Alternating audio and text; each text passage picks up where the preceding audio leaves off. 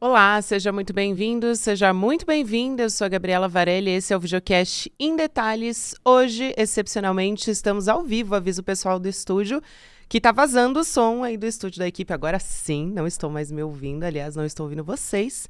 E também acompanho vocês aqui no nosso chat, o pessoal da nossa audiência hoje, que está com a gente ao vivo, sempre de segunda a sexta-feira, com um convidado ou uma convidada. A gente analisa uma temática ou uma notícia importante do momento.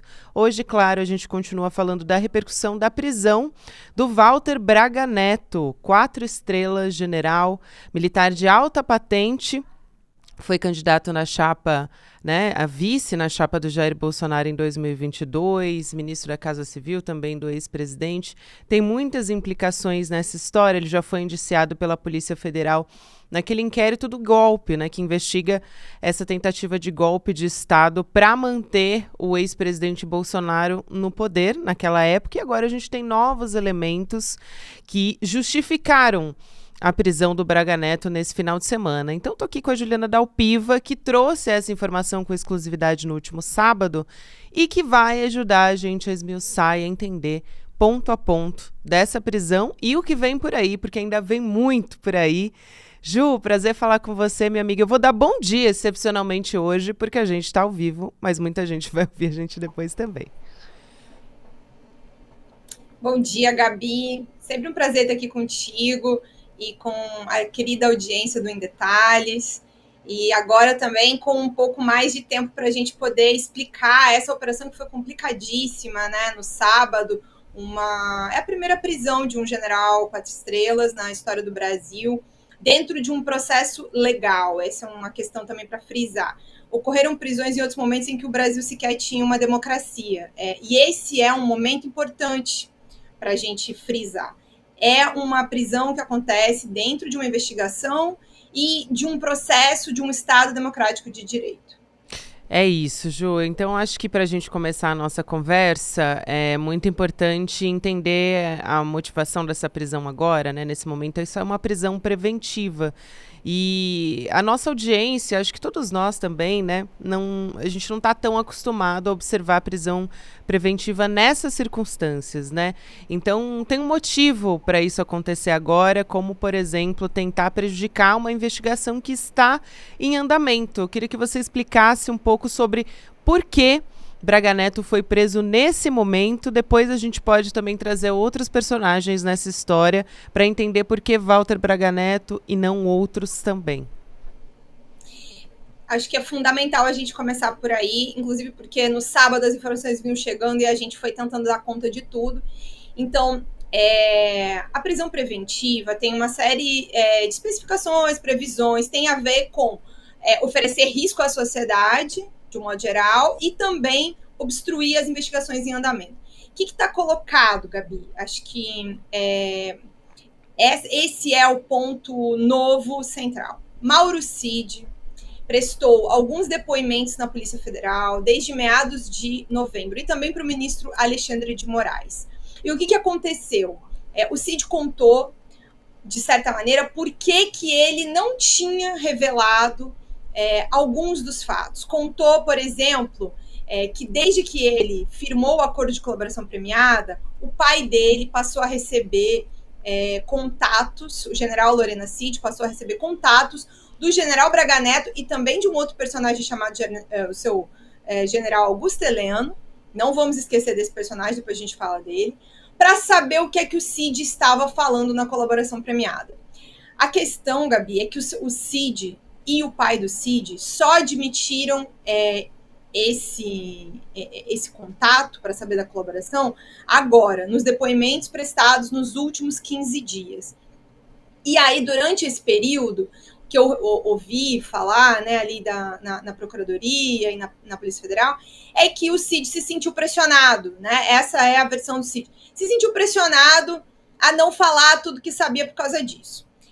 Eu tendo a achar que o Cid joga um pôquer, tá? Ele tem lá as cartas na mão e ele vai usando as cartas conforme ele acha necessário. Então, ele sabia desse contato indevido, para mim é isso, tá? O Cid tentou, ao longo do tempo, administrar o tanto que ele estava entregando para a Polícia Federal. Inclusive, por isso a polícia pediu, na época da Operação Contra-Golpe, quando todos os outros envolvidos no plano para o assassinato do Lula, do ministro Moraes, do Geraldo Alckmin, foram presos, o general e os outros kids pretos, e o Braga Neto, apesar da reunião que discutiu isso ter ocorrido na casa dele, não foi preso. Só que vem tudo isso que eu tô falando agora, os depoimentos do Cid depois. Essa é, de certa forma, a justificativa do Cid para não ter apresentado todos os elementos. Então, está comprovado já, pelo que foi apresentado para a investigação, que o Braga Neto fez ações para obstruir a investigação da Polícia Federal no que dizia respeito em chegar aos detalhes do plano Punhal Verde Amarelo que previa, inclusive, os assassinatos. Então, é isso. Ele fez contatos com o pai do Cid e a Polícia Federal, inclusive, apresenta na representação da operação desse final de semana mensagens que foram apagadas, horários, dias, logo depois na verdade, logo um pouquinho antes, quando o Cid estava preso e tinham os boatos da colaboração. O pai do Cid e o general Braga Neto trocando mensagens que foram apagadas, elas não conseguiram ser recuperadas.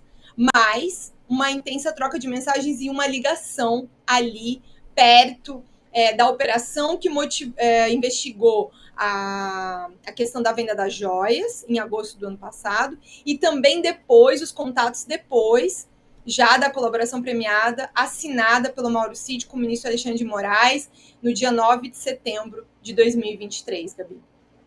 Muito bom, Ju. Eu acho que ficou bem didático aqui, né, de como o general Braga Neto, de acordo com as investigações, né, com o próprio ministro Alexandre de Moraes, ele então tentou ter esses dados sigilosos sobre a delação do Mauro Cid, né, por meio do pai dele, enfim, mas é uma ação de obstrução de justiça, né, então uma tentativa aí de impedir, de embaraçar as investigações nesse inquérito do golpe. Agora, tem um outro ponto interessante dessa história, que é o material que foi coletado no final de semana também, né, quais conteúdos que podem ser importantes para o inquérito do golpe, que tem a ver não só com o Walter Braga Neto, né, mas com outros implicados nessa história também. Eu acho que você pode explicar muito melhor do que eu, né, porque você está bastante debruçada nisso, em todos esses celulares que já foram coletados nessas operações, enfim, e tudo que ainda pode aparecer. E se isso ainda está previsto para acontecer nos próximos dias, né? Porque logo a gente vai estar no recesso do judiciário, mas parece que o Alexandre de Moraes não vai parar de trabalhar tão cedo. Acho até que o ministro não vai parar de trabalhar, mas quem também não vai parar de trabalhar é a Procuradoria-Geral da República, a Polícia Federal. Eu não acho que a gente vai ter nenhum movimento nesses próximos dias aqui entre o Natal e o Ano Novo, tá? Eu acho que agora as próximas fases da investigação vão ficar para o ano que vem. O que eu apurei com quem estava mais perto da prisão no final de semana é que o material mais importante até o momento já está apreendido, Gabi. Afinal de contas, já tinham ocorrido várias buscas. O que foi apreendido na sede do PL, em 8 de fevereiro desse ano, ali antes do Carnaval, foi fundamental, inclusive para isso que a gente estava falando, esses contatos do pai do Cid, né, que o Braga Neto fez com o pai do Cid, eles também aparecem, corroboração para isso, em um documento que foi apreendido na sede do PL, na mesa do Coronel Peregrino, que indicava perguntas e respostas, e as respostas eram respostas relativas à colaboração do Cid. Era como se o Cid estivesse dando informações. No depoimento que o Cid prestou, tem um trecho que está na representação que o ministro levantou o sigilo esse final de semana, a gente vê essas perguntas, o Cid despista, diz que ficou respondendo de maneira aleatória, sem dar nenhuma informação concreta, porque né, tem que respeitar o sigilo, senão ele podia ter justamente a colaboração, né, os benefícios da colaboração cassados, já que ele não estaria cumprindo o sigilo, ele estaria avisando os investigados. O Cid deu essa desculpa. O que a gente vê no documento é, sim, o Cid dizendo, eles já sabiam disso, já sabiam do general Mário. Ele tenta no depoimento, ele tenta se isentar, dizer que não foi ele, que não tem relação. Mas a Polícia Federal tá bem esperta, tá? Com relação a isso. Então, assim, o Cid é visto como um colaborador, mas, Gabi, acho que isso é uma coisa muito importante que a nossa audiência saiba. O Cid hoje ainda é um colaborador com os benefícios garantidos. Mas até o fim desse processo, aí já estou falando lá na frente, que a Procuradoria-Geral da República ainda tem denúncia para oferecer, o Supremo ainda vai apreciar para abrir e instaurar o processo, e depois vem o julgamento, que espera-se que seja rápido e que tudo isso aconteça já no ano que vem, tá? Essa é a expectativa, para não arrastar para 2026 no ano eleitoral. O Cid vai conviver com a possibilidade de perder os benefícios dele durante todo esse processo. Com todo mundo que eu conversei, é unânime dizer que está todo mundo com os olhos muito abertos sobre cada passo que o Cid dá, cada palavra que o Cid fala, e também contrastando com o que encontrou no celular. Porque a figura, acho que eu já até falei aqui, a figura que me resume o Cid é assim, quando o Cid fala, é desse tamanho. Quando o celular do Cid fala, cresce um tanto. Nem cabe aqui na tela, Gabi. Então, o Cid está sendo avaliado a cada momento. É isso, muito bom. Ô Ju, tem também uma outra pessoa, um outro militar de alta patente nessa história, que apareceu aqui no chat enquanto a gente está conversando, né? Muita gente pergunta, e o general Heleno, né? A pergunta que não quer calar. Porque ele já foi também indiciado, apontado pelo inquérito do golpe como um dos articuladores aí do golpe de Estado, né? E também do plano de assassinato. Inclusive, ele seria um dos gestores do tal gabinete de crise, que nesse plano, depois do assassinato do presidente eleito e do próprio ministro Alexandre de Moraes, existiria um gabinete de crise que ali não dá para entender muito bem como é que seria feito esse gabinete, mas fato é que ele estaria ali para assumir o que quer que viesse depois, né? De Bolsonaro mantido no poder ou ainda mais especificamente com a saída do presidente Lula por meio de um assassinato. Mas existe alguma expectativa de que o general Heleno seja preso? Porque especificamente no caso do Braga Neto, você já explicou aqui que tem diversos elementos e uma tentativa direta de embaralhar as investigações ali, ou de ter de obter informações por meio do pai do Mauro Cid, né, da delação do próprio Mauro Cid. Então, qual que é a diferença entre o general Heleno e o Braga Neto, e se tem expectativa de que ele também seja preso? Eu acho que prisão nesse momento, não vejo esse cenário, tá? Pro general Heleno. Agora, eu acho que o papel do general Heleno frente a todos esses episódios, né? Esses crimes, essas situações gravíssimas que a gente vem falando, tá ficando um pouco mais claro. Então, por exemplo, a gente sabe que o general Heleno também tentou saber da colaboração do Cid por meio de uma troca de mensagens entre o general Mário Fernandes, o responsável lá pela execução do plano Punhal Verde e Amarelo, que tinha a previsão, inclusive, dos assassinatos, que é a parte mais violenta, mais grave de tudo que a gente viu até o momento. Então, é uma conversa do general Mário com um outro coronel, que é o coronel Jorge, também implicado aí dentro dessa história. E aí o general Mário faz essa menção, dizendo que o general Braga Neto e o general Heleno tinham conversado com o pai do Cid para saber a colaboração. Ué, por que o general Heleno queria saber dos detalhes da colaboração premiada do Mauro Cid? Inclusive, até agora, ele não veio a público explicar isso. Já faz alguns dias que estamos sabendo dessa informação. O general Heleno não se posicionou com relação a essa questão. O Braga Neto nega tudo, nega qualquer interferência, nega qualquer ilegalidade, vem negando, né? Mas o general Heleno não falou nada.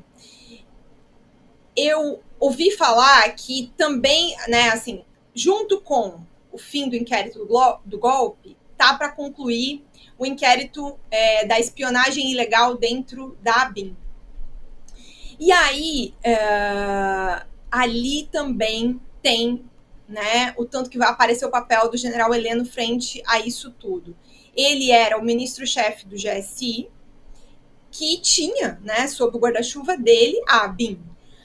Embora me parece, pelo que eu tenha apurado até aqui, que o Alexandre Ramagem também tivesse uma ascendência ali, um protagonismo, quase que como ministro de Estado, atuando meio que braço a braço, lado a lado, dentro de todos esses crimes, dentro de todas essas situações de espionagem ilegal, inclusive a participação no próprio, na própria tentativa de golpe de Estado. Mas eu acho que virão novidades com relação ao ex-ministro, né, o general Heleno, dentro do inquérito da ABIN também, Gabi. Agora, ele deve estar muito atento também ao fato de que foi flagrado, né, nessa troca de mensagens do general Mário. Porque, assim, tem uma coisa que eu quero também dividir. Eles olham, os militares, um para os outros, assim, né, general falando com general, de igual para igual. Então, são contatos entre generais, né, o general Braga Neto, o general Heleno, com o general Lorena Cid, que é um pouco mais velho, inclusive, que eles. Então, essa camaradagem da caserna que eles tentaram usar também, de certa maneira, na ideia que eles falam muito sobre família militar, né? É quase que uma ideia de proteção à família militar quando um está falando com o outro. Tirando totalmente a gravidade da situação de estar falando sobre uma colaboração premiada, sobre o vazamento de informações sigilosas. Porque durante muito tempo, Gabi, essas pessoas achavam que iam passar impunes e não levavam a sério a gravidade do que é planejar, né, uma tentativa de golpe, inclusive com previsão de assassinato. E aí eu não sei se a gente vai falar aqui agora jamais, com uso de dinheiro em espécie, né, para financiar as etapas desse plano. Vamos falar de dinheiro, Ju, já que você entrou nessa história, eu acho que vale muito a pena. Depois eu quero até falar da manifestação de Bolsonaro já a respeito disso, porque muita gente, óbvio, a gente está falando do inquérito do golpe, então muita gente nos pergunta a respeito do Bolsonaro, a gente vai entrar nessa história, mas vamos por partes aqui. A Ju foi a primeira a revelar a história da caixa de vinho, né? O dinheiro do plano para assassinar o ministro Alexandre de Moraes, também as outras autoridades, né? O presidente Lula, de acordo com o depoimento do tenente-coronel Mauro Cid, esse dinheiro foi obtido junto ao pessoal do agronegócio. Isso estampou as manchetes nessa manhã, né? E esses recursos foram entregues pelo Braga Neto, que foi preso no sábado. Então, o dinheiro entregue pelo Braga Neto em uma caixa de vinho para financiar o plano para matar as autoridades, né? Fazendo aqui um resumo dessa história, porque de fato é bastante complexo. Isso pode também implicar novas pessoas nessa história, né? Quando a gente fala o pessoal do agronegócio, ainda não está claro de quem a gente está falando, né? Mas coloca novas discussões aqui na mesa nessa investigação. Eu vou começar pela parte do dinheiro em espécie, porque eu acho que é super importante a gente detalhar, porque é isso, eles vão querer negar, dizer que é fantasioso, mas a Polícia Federal também traz outros elementos, além do depoimento do Mauro Cid. Então, qual é o depoimento do Mauro Cid, né? Que é o detalhe que ele traz para o depoimento com o ministro Alexandre de Moraes, no dia 21 de novembro, que é o que segura os benefícios do acordo que ele fez. Por isso que o Cid não está preso, sobretudo porque ele contou tanto sobre a obstrução quanto esse episódio. Então, no dia 12 de novembro de 2022, lá atrás, antes da eleição, teve uma reunião na casa do Braga Neto. Isso a gente soube no fim do inquérito do golpe de Estado, agora em novembro. Então, tem essa reunião. Nessa reunião é discutido o plano do golpe, as etapas do plano. A última etapa é o punhal verde e amarelo, é um plano específico que prevê os assassinatos. O plano como um todo era o tal do Copa 2022. E aí, O Cid, ao depor agora para o ministro, conta o quê? Conta que dias depois dessa reunião na casa do Braga Neto, o general Braga Neto encontra com ele e um outro militar, que eu acho que é Major Oliveira, se eu não me engano. E aí o Cid não lembra exatamente se foi no Palácio da Alvorada ou no Palácio do Planalto, e ele entrega uma sacola de vinho. Sacola, caixa, essas embalagens são usadas para transportar vinho, com dinheiro em espécie. O Cid não sabe dizer especificamente quanto foi o valor que estava dentro dessa caixa. Mas em outras trocas de mensagens, a gente vê o Cid conversando com outros militares, falando que eles precisavam de cerca de 100 mil reais para executar o plano. E aí, o que a Polícia Federal coloca, Gabi, na representação, que eu acho que é um detalhe também importante. Gente, a gente já falou sobre dinheiro vivo aqui no ICL inúmeras vezes, quem conhece meu trabalho sabe. Já falei, né? Essa é uma coisa frequente entre o clã Bolsonaro. Uso de dinheiro em espécie é para despistar o uso do dinheiro, para não ter rastreio, né? Você paga em dinheiro que é para ninguém saber de onde veio e ninguém saber para onde vai. Então, o que a Polícia Federal traz? Um celular que foi comprado por um dos militares para fazer trocas de mensagens para a execução desse plano, foi comprado em Goiânia com dinheiro em espécie. Isso a Polícia Federal já tem. Os chips usados para essas trocas de mensagens, porque aí dentro das operações de busca foram apreendidos esses aparelhos, os chips também foram comprados com dinheiro vivo. Quem deu esse dinheiro vivo? E mais, eram todos chips de telefones pré-pago. Então, carregava lá 20, 30. Eles queriam tentar evitar qualquer tipo de rastreio. Porque você vai abrir uma conta, né, uma linha de telefone, vai botar um nome de alguém, enfim, eles queriam tentar usar telefones que eles também não precisassem ficar muito tempo, pudessem descartar, não ficassem com eles. E aí, também, a gente sabe que teve momentos ali na representação, no relatório final do inquérito, tinha até a simulação do uso dos chips por outras pessoas. Eles usavam nomes de outras pessoas, que não estavam no nome deles. Isso ficou comprovado. Pegaram uma identidade de uma pessoa em São Paulo para fazer a conta de um chip usado durante todo esse plano. Então, tem uma expertise criminosa. Isso aqui a gente está acostumado a ver quando a gente fala de traficante de drogas, quando a gente fala de grandes organizações criminosas envolvidas em outras áreas do crime. Então, tem um uso do dinheiro em espécie também. E aí, claro, a Gabi está mencionando aqui um outro detalhe importante, que é um dinheiro que o Braga Neto teria obtido com o agronegócio. Posso, Ju, poder especificar.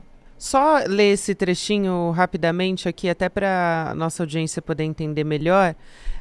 Eu sei que a gente está chegando ao final aqui, mas vai ser rapidinho, né? O Coronel de Oliveira esteve em reunião com o colaborador e o general Braga Neto no Palácio do Planalto ou da Alvorada, onde o general Braga Neto entregou o dinheiro que havia sido solicitado para a realização da operação.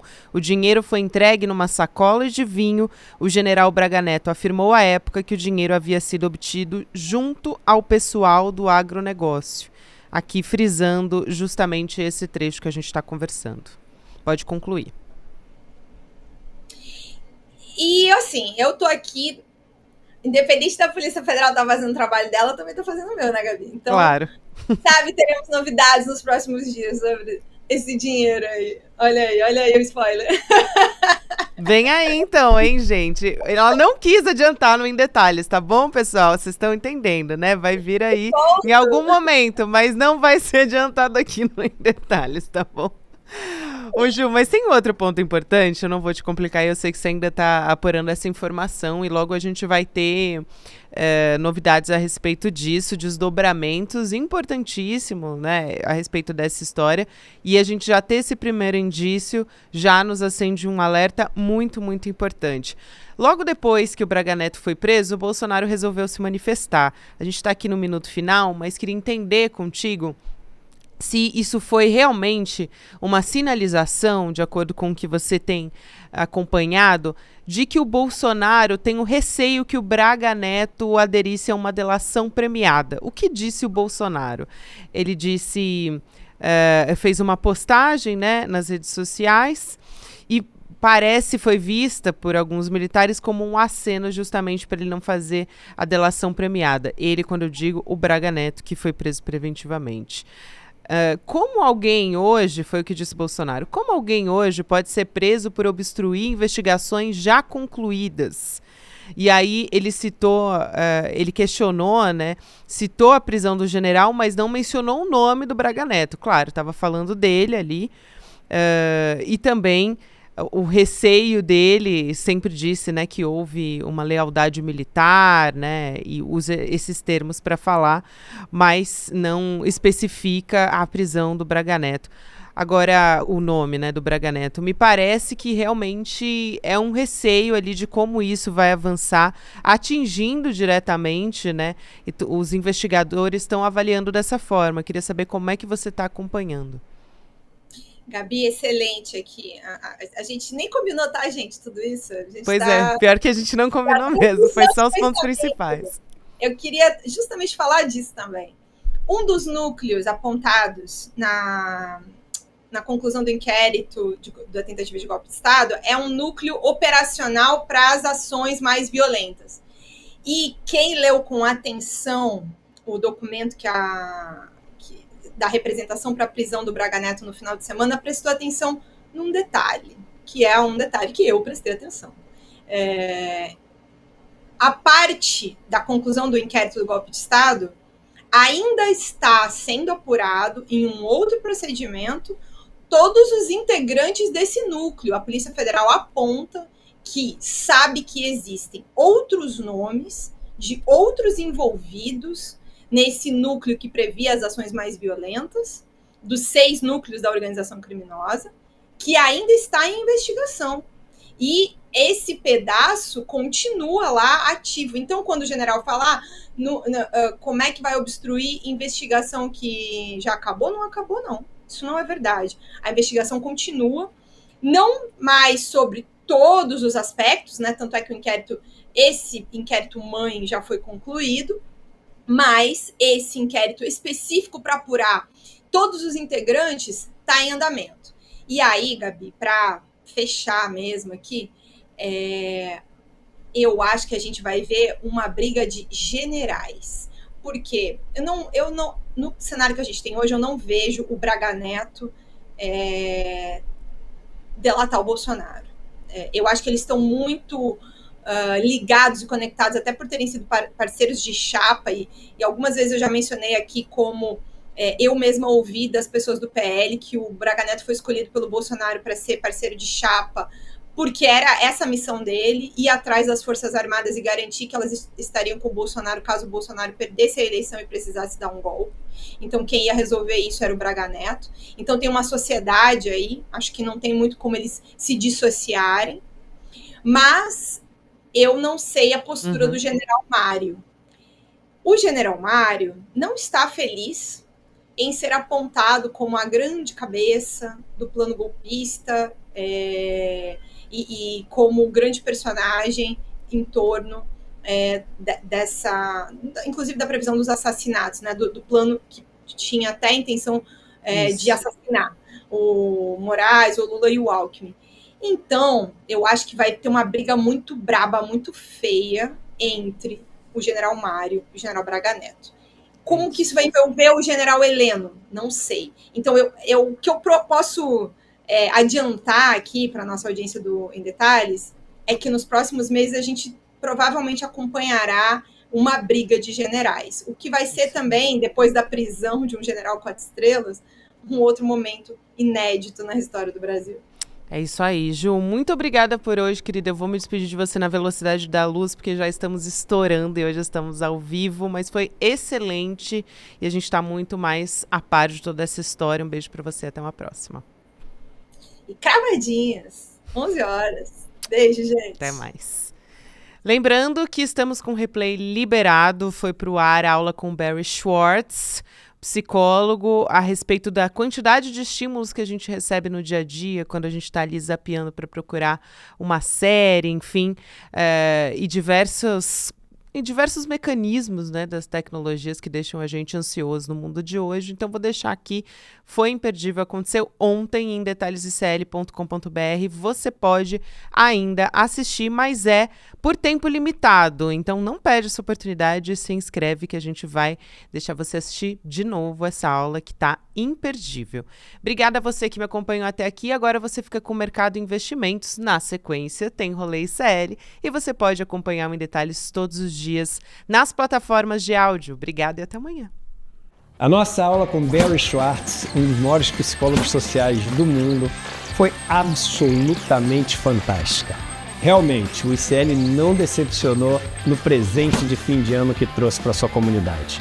Uma oportunidade única para todo mundo aprender sobre um dos temas mais instigantes e importantes da nossa geração e com o maior nome do mundo, com o maior expert do mundo sobre o tema. Muita gente pediu para assistir novamente a aula, porque teve tantos insights que não queria deixar aquilo passar. E muita gente que não conseguiu assistir ficou sabendo da aula e está pedindo para assistir. Eu tenho uma boa notícia para vocês. A gente liberou, por um tempo bem pequeno, o replay para vocês assistirem. Não percam a chance de assistir, não. Inclusive, no final, a gente preparou um presente de fim de ano para quem quiser fazer parte da comunidade do ICL. E esse presente vai valer para vocês também. Um abraço e boa aula!